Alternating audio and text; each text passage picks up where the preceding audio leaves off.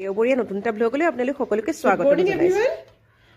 বলক আজি দেওবৰীয়া দুপৰীয়া ভাত সাজ এয়া ছাগলী মাংসৰ সৈতে বনাওঁ।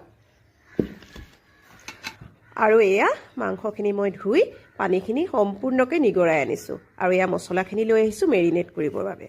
প্ৰথমে ইয়াত নিমখ দি ল'লোঁ, লগতে হালধি আৰু এয়া 1 চামুচ জিৰা গুড়ি, 1 চামুচ ধনিয়া গুড়ি আৰু এতিয়া দিম মিট মছলা অকণমান। এয়া মিট মছলা প্ৰায় 1.5 চামুচমান জোখত মিট মছলাখিনি দিলোঁ আৰু জালুকৰ গুড়ি একেলগতে জালুকৰ গুড়ি অকণমান দি খুব ধুনীয়াকৈ মাংসখিনি সানি থ'ম। আৰু সানিবৰ কাৰণে মই অকণমান মিঠাতেল দি লৈছোঁ।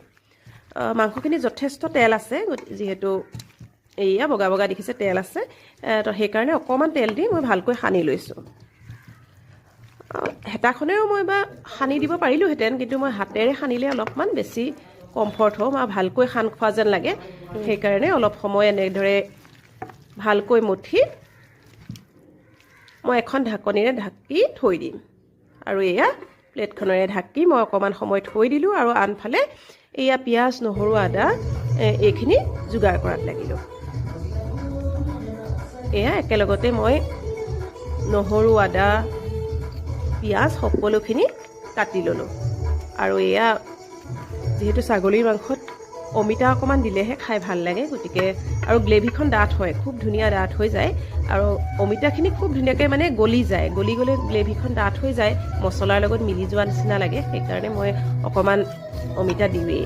আৰু এয়া আলু, আৰু মাংস বুলিলে আলুটো একেবাৰে লাগেই নহয়নে, বিশেষকৈ ল'ৰা ছোৱালীয়েতো আলু অকণমান বিচাৰে, গতিকে আলুখিনিও মই চাফা কৰি ল'লোঁ আৰু এনেকৈ এইটো চাইজতে মই দুটুকুৰা কৰি ল'লোঁ, সৰু সৰু আলু, গতিকে দুটুকুৰা কৰি লওঁতে হৈ গৈছে। এতিয়া ধুই মেলি এয়া আৰু সকলোখিনি ধুই মেলি এয়া কেৰাহীখন বহাই দিলোঁ।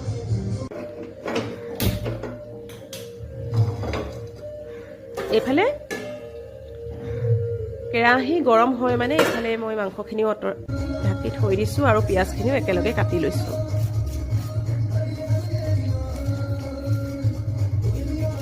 পিঁয়াজখিনিও কাটি লৈছোঁ আৰু নহৰু আদাখিনিও মই পটাতে থেতেলিয়াই লওঁ।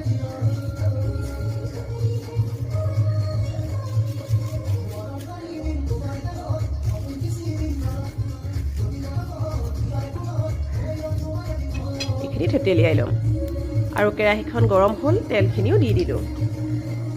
এয়া আৰু এতিয়া তেজপাত কেইটামান দি